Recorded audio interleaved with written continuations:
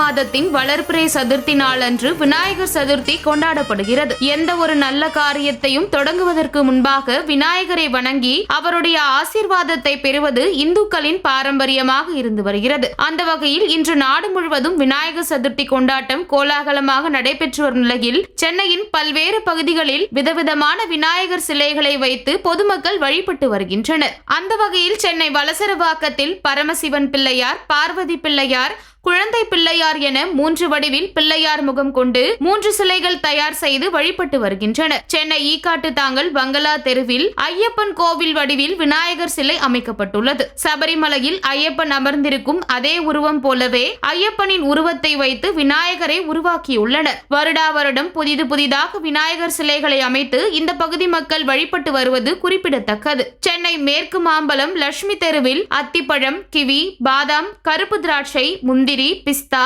ஏலக்காய் ஆகிய உலர் பழங்களால் ஆன விநாயகர் சிலை அமைக்கப்பட்டுள்ளது. 12 அடி உயரம் கொண்ட இந்த உலர் பழங்களால் ஆன விநாயகர் சிலை அரசு விதித்துள்ள கட்டுப்பாடுகளை கருத்தில் கொண்டு அமைக்கப்பட்டுள்ளதாகவும் அந்த பகுதி மக்கள் தெரிவித்துள்ளனர். மேற்கு மாம்பலம் லட்சுமி தெருவிலே 108 கிலோ உலர் பழங்களால் விநாயகர் சிலை செய்யப்பட்டுள்ளது.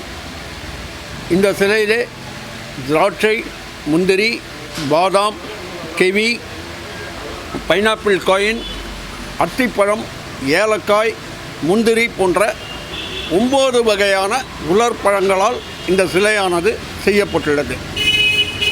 இந்த சிலையின் உயரமானது 11 அடி. இதன் எடையானது கிட்டத்தட்ட 300 கிலோ. 108 கிலோ உலர் பழங்களால் இந்த சிலையானது செய்யப்பட்டுள்ளது. இந்த சிலை வரும் ஞாயிற்றுக்கிழமை